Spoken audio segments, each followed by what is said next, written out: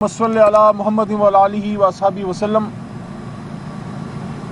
12 تاریخ ہے نا جی، آج 12 نومبر 2024 اڈیالہ جیل سے آپ سے براہ راست میں اور میرے ساتھی دوست سارے وکلاء اور ہمارے باقی اہل و عیال اور احباب سارے سب کو سلام۔ عمران خان صاحب کی آج توشہ خانہ 2 کیس میں پھر آج تاریخ پڑی ہے۔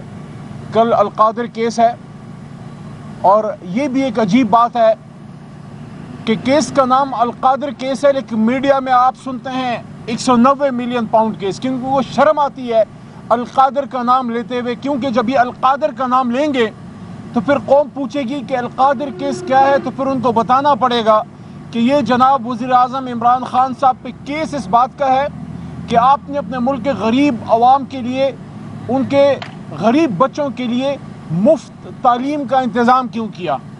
یہ میرے خیال میں حالیہ سیاسی تاریخ میں دنیا میں واحد ایک مثال ہے کہ ایک محبوب وزیر اعظم ایک ملک کے چیف ایگزیکٹو کو اس بات پہ سزا دینے کی کوشش کی جا رہی ہے کہ آپ نے اپنے ملک کے بچوں کو مفت تعلیم، اور وہ بھی کون سی تعلیم؟ دین کی تعلیم۔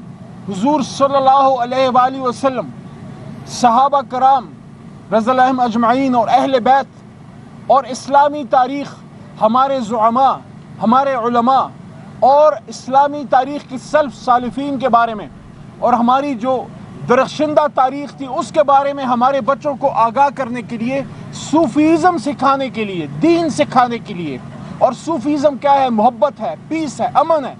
تو یہ آپ کیوں سکھا رہے ہیں اور پھر مفت کیوں سکھا رہے ہیں؟ تو کیس ہے عمران خان پہ القادر ٹرسٹ کیس کا، اور جہاں ٹرسٹ کا نام آتا ہے تو ٹرسٹ کا مطلب ہی یہ ہے کہ جب ایک ٹرسٹ بنتا ہے تو آپ کا اس سے بینیفیشل اکاؤنٹ ختم ہو جاتا ہے، آپ کا اس سے مفاد ختم ہو جاتا ہے۔ تو جب آپ نے سزا دینی ہوتی ہے تو پھر کسی شخص کو آپ مفت تعلیم دینے پہ بھی پکڑ سکتے ہیں، اور ہم اس کا کیا گلہ کریں۔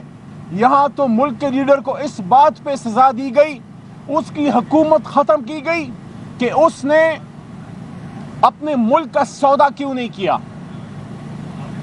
یہ ملک کا سودا ہی تھا نا۔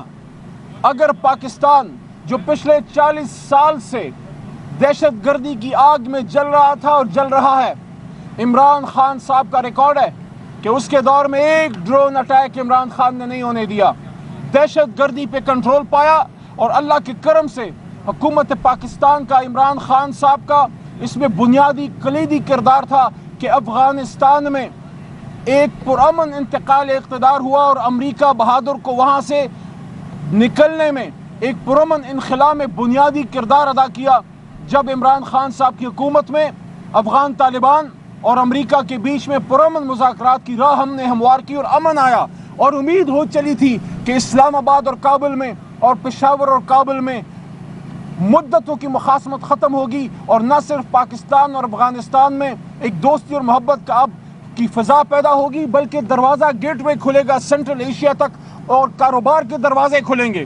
یہ گناہ تھا عمران خان صاحب کا، جو میں نے 9 اپریل کی رات بھی بات کی تھی کہ عمران خان صاحب نے ایبسولوٹلی ناٹ کہا تھا۔ اگر عمران خان پاکستان میں اڈوں کی اجازت دیتے، آپ مجھے بتائیں کیا کابل سے آپ کے لیے پھول آتے؟ کیا وہاں سے آپ کے لیے پھولوں کے گلدستے آتے؟ تو اگر عمران خان نے امریکہ کو ایبسولوٹلی ناٹ کہا تھا، تو میں نے ہمیشہ یہ بات کی ہے کہ عمران خان صاحب کا امریکہ سے کوئی بنی گالا کی زمین پہ مقابلہ نہیں تھا، مخاصمت نہیں تھی۔ اور اگر عمران خان صاحب اس وقت کی جو بھی اسٹیبلشمنٹ تھی، جو ان کے نیچے آرمی چیف تھے، جو ان کے نیچے حساس ادارے تھے، سب سے صلاح مشورے کے بعد ایک اسٹریٹجک فیصلہ کیا اور روس کا دورہ کیا کہ ہمیں سستا تیل ملے، روس کے ساتھ تجارتی تعلقات بڑھیں، اور جس طرح ہمارے تعلقات، تجارتی تعلقات امریکہ سے ہیں، برطانیہ سے ہیں، برادر اسلامی ممالک سے ہیں، چائنا سے ہیں، تو وقت آ گیا تھا، اور وقت اب بھی ہے کہ ہم روس سے بھی اپنا ایک دوستانہ تعلق بڑھائیں، تاکہ وہاں سے آپ کو بزنس اپرچونٹیز کریٹ ہوں، سستا تیل ملے، آپ کو اسٹریٹجک ڈیولپمنٹ میں، ملٹری اکوپمنٹ میں سہولت ملے، آپ کو گندم ملے سستی۔ اگر عمران خان، آپ مجھے بتائیں، میں پاکستانی قوم سے پوچھ رہا ہوں، اگر روس سے سستا تیل لا پاتے اس وقت، تو کیا انہوں نے میاں والی میں کوئی پیٹرول پمپ لگانا تھا اس پیٹرول سے؟ کیا انہوں نے اپنے کسی بھانجے بتیجے کو پیٹرول کا ٹھیکہ دینا تھا؟ نہیں، انہوں نے پاکستان کے لیے سستے تیل کا سودا کرنے جا رہے تھے تاکہ یہاں قیمتیں کم ہو، مہنگائی میں کنٹرول ہو۔ اور جب عمران خان امریکہ گیا اور وہاں پہ یونائٹڈ نیشنز میں کھڑے ہو کے حرمت رسول صلی اللہ علیہ وآلہ وسلم کا مقدمہ دنیا اقوام عالم کے سامنے رکھا اور ان کو بتایا کہ جب حضور صلی اللہ علیہ وآلہ وسلم کی شان میں گستاخی آپ کے ممالک میں ہوتی ہے تو ہمیں تکلیف کیوں ہوتی ہے، انہوں نے ان سے انگیج کیا، ان کو بتایا کہ حضور صلی اللہ علیہ وآلہ وسلم ہمارے امت کے دلوں میں رہتے ہیں، ہمیں اپنے جان مال اپنے بچوں اہل احباب سب سے پیارے ہیں۔ ان کو سمجھ آ گئی اور اسی لیے پھر 15 مارچ کو عالمی اینٹی اسلاموفوبیا ڈے اقوام متحدہ سے منظور کرا کے آئے اور دنیا سے انگیج کیا کہ اسلام امن کا مذہب ہے، اور وہاں پہ کھڑے ہو کے حرمت کی بات کی صلی اللہ علیہ وسلم کی، اور ختم نبوت کی بات کی، اور فلسطین کی بات کی، اور اسرائیل کے خلاف مضبوط سٹینڈ لیا۔ بلکہ ایک موقع تو ایسا بھی آیا کہ اسرائیل کا وزیر اعظم ایک پروگرام میں انٹر ہوتا ہے، پوری دنیا کی لیڈرشپ اس کے لیے کھڑی ہوتی ہے، ایک مرد بحران، ایک وقت کا ملنگ زمین پہ اپنی کرسی پہ بیٹھا رہتا ہے، وہ وقت کے فرعون کے لیے کھڑا ہونا بھی اپنی توہین سمجھتا ہے۔ ایک عمران خان تھا جو بنجامن نیتن یاہو کے لیے کھڑا ہونا اپنی توہین سمجھتا تھا۔ یہ اس کو ان چیزوں کی سزا ملی ہے۔ میں نے پچھلے ہفتے عمران خان کو یہ بات کی بھی، میں نے ان کو کہا کہ خان صاحب جب آپ نے، مجھے نہیں پتا یہ میری باتیں چلائی جا رہی ہیں یا نہیں، کسی میں سکت ہے چلانے کی یا نہیں، لیکن OIC کانفرنس جب ہوئی، جب عالم اسلام کی کانفرنس لیڈرشپ کو اکٹھا کیا گیا اور عمران خان نے پارلیمان میں سپیچ کی، یہ بنیادی بات میں پاکستان کے نوجوانوں کو بتانا چاہتا ہوں، یہ اپنے سینوں پہ اپنے دلوں میں لکھ لو، یہ عمران خان کو ان چیزوں کی سزا دی جا رہی ہے کہ تمہاری جرت، تم ایک اسلامی ملک، ایک غریب ملک جو قرضوں کے بوجھ تلے دبا ہوا ہے، جو ہر بات کے لیے امریکہ بہادر کی طرف دیکھتا تھا، جو اپنا قبلہ کعبے کی بجائے وہ لندن یا واشنگٹن میں بناتا تھا، تمہاری اتنی جرت کہ تم اپنے ملک میں عالم اسلام کو کھٹا کر کے پھر کون سی بات کرو؟ آؤ، عمران خان کہتے ہیں دنیا کی اسلامک لیڈرشپ کو آؤ اسلامک بلاک بناتے ہیں، آؤ مسلم امہ ایک اسلامک بلاک بناتے ہیں تاکہ ہم کشمیر کا، فلسطین کا اور دنیا کے ہر جگہ جہاں مسلمانوں سے ظلم ہوتا ہے اس کا پوچھ سکیں۔ میں اس حال میں موجود تھا، میرے بائیں طرف اس وقت کے ہمارے وزیر خزانہ شوکت ترین صاحب موجود تھے، اور میں نے ان کو کہا، میں نے کہا میرے دل میں کھٹکا لگ گیا ہے، میرے کان کھڑے ہو گئے۔ اس بات کے بعد شاید عالمی اسٹیبلشمنٹ عمران خان کو مزید اقتدار میں نہ چھوڑے، کیونکہ جب عالم اسلام کے اتحاد کی بات شاہ فیصل شہید نے کی، اس کے ساتھ کیا کیا؟ جب عالمی اسلام کے اتحاد کی بات بھٹو صاحب نے کی، اس کے ساتھ کیا کیا؟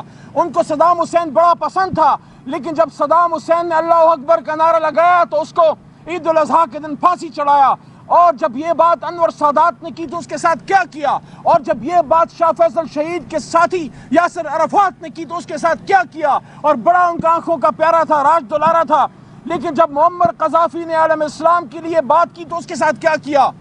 یہ ہماری امت کا المیہ ہے، جب بھی کوئی عالم اسلام میں سے لیڈر امت مسلمہ کو کھٹا کرتا ہے اور وہ پین اسلامزم کی بات کرتا ہے، اسلامک بلاک کی بات کرتا ہے، اس کے ساتھ ہمیشہ یہ ہوتا ہے۔ اللہ کا شکر ہے، اللہ کا شکر ہے کہ عمران خان زندہ ہے، ورنہ یہ تو چھوڑتے بھی نہیں ہیں۔ میں یہ کہتا ہوں کہ اللہ کے بعد 25 کروڑ عوام عمران خان کی زندگی کی ضمانت ہیں، کوئی عمران خان کی طرف دیکھنے کی جرت بھی نہ کرے، کیونکہ عمران خان اور آپ کے بیچ میں 25 کروڑ عوام حائل ہیں۔ اس لیے ہم یہ کہتے ہیں ہوش کے ناخن لو، جتنی تباہی کرنی تھی کر لی، جتنا نقصان پہنچانا تھا پہنچا لیا، قوم اپنا فیصلہ سنا چکی ہے۔ 8 فروری کے دن قوم اپنا فیصلہ سنا چکی ہے، قوم عمران خان کے ساتھ ہے۔ اور جب رجیم چینج ہوا تھا، یہ اس وقت کے آرمی چیف اور اس وقت کے حساس اداروں کے سربراہوں اور پورے پاکستانی قوم کی اور ہماری اسٹیبلشمنٹ کی، سول ملٹری بیوروکریسی کی، جج صاحبان کی ذمہ داری تھی کہ عمران خان نے جب قوم کے لیے سٹینڈ لیا، عمران خان نے جب پاکستان کے لیے کہا کہ ایبسولوٹلی ناٹ، تو ان کو سب کو اپنے وزیر اعظم عمران خان نہیں، وزیر اعظم پاکستان کے ہاتھ مضبوط کرنے چاہیے تھے، نہ کہ ڈونلڈ لو کی ایما پہ عمران خان کے اقتدار میں پیٹھ سے پیچھے سے خنجر جو ہے وہ گھونپ دیا گیا۔ اس لیے تو کہتے ہیں کہ طاق میں دشمن بھی تھا اور پشت پہ احباب بھی. تیر پہلا کس نے مارا یہ کہانی پھر صحیح. انشاءاللہ یہ قوم ٹیپو سلطان کی تاریخ دہرانے نہیں دے گی. ایک ٹیپو سلطان کافی تھا شہید ہونے کے لیے. عمران خان زندہ رہے گا, باہر نکلے گا اور 25 کروڑ عوام کی لیڈرشپ کرے گا. اور یہ بات عمران خان کی طرف سے کہنا چاہتا ہوں آپ کو, عمران خان کو انتقامی سیاست پہ بلیو نہیں کرتا. عمران خان جب باہر نکلے گا, جب وزیر اعظم پاکستان بنے گا, وہ سیاسی انتقام نہیں لے گا.